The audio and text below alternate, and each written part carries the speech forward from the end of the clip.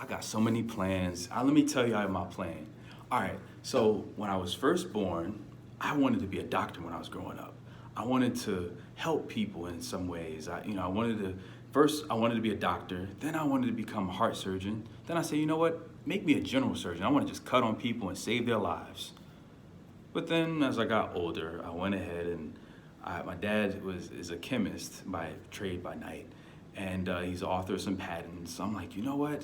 Chemistry is something that I really excelled in. I was always a math and science guy. Let me become an engineer. I'm gonna follow dad's footsteps. I'm gonna make my dad proud. But then I got to school and I realized that engineering is not for me. So then I managed a team in a call center. I was in my early 20s, managing people that were older than me. And then I realized there's something missing about this. This gives me the opportunity to be around people, to help people, to be an example for others. But there's something missing. And the thing that was missing is the God factor in it. Being able to share with people. And I had begun doing that in that leadership role, but it still was missing what God has called me to do right now, which is lead, he said, she said, as a community of believers that want to do and have relationships his way.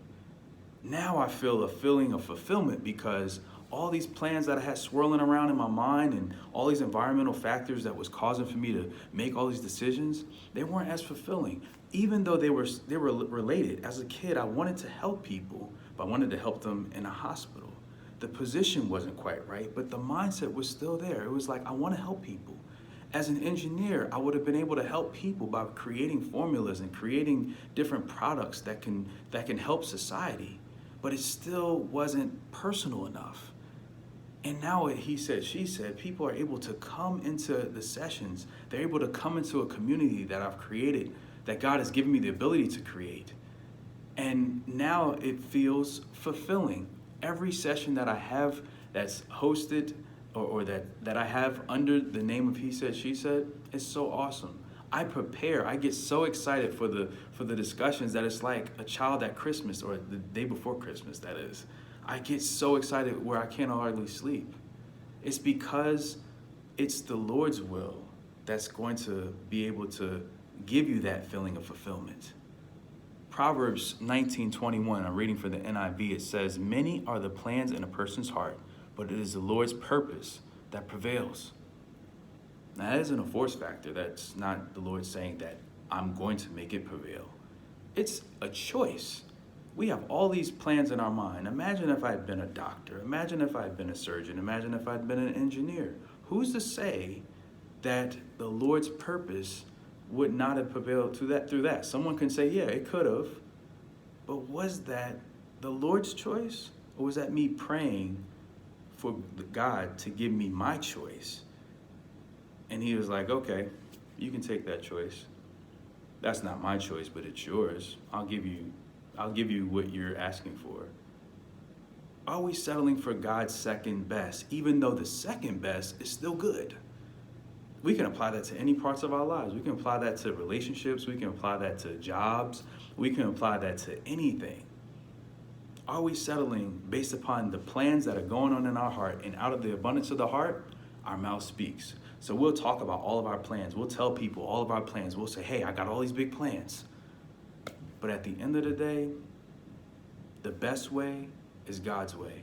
And his purpose is what's going to prevail. The first thing that we need to learn and understand and be able to walk out is our purpose. Lord, what's my purpose? That was my question.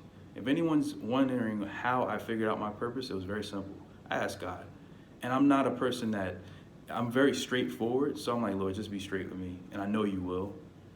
What's my purpose? And he spoke to me. A lot of people don't really understand that God will speak to you. There's many accounts in the Bible that supports that. But he spoke to me. I want you to talk about relationships. I didn't believe it because many of my plans were still in my heart. I'm like, I don't know if that agrees with what I thought that I would be. But God is like, that's not what I think you will be. This is what I'm calling you to be. Will you answer the call? And he leaves it up to us. The ball is in your court, just like it was in mine. I had a choice to make, and so do you. Will all of your plans that swirling around in your heart be what you want and what you force to prevail? Because once you force it to prevail, you have to maintain what you have forced to prevail. God's purpose is something that will be walked out. And he will give you the strength that you need. He'll give you the resources that you need. He'll give you the community that you need that will support you.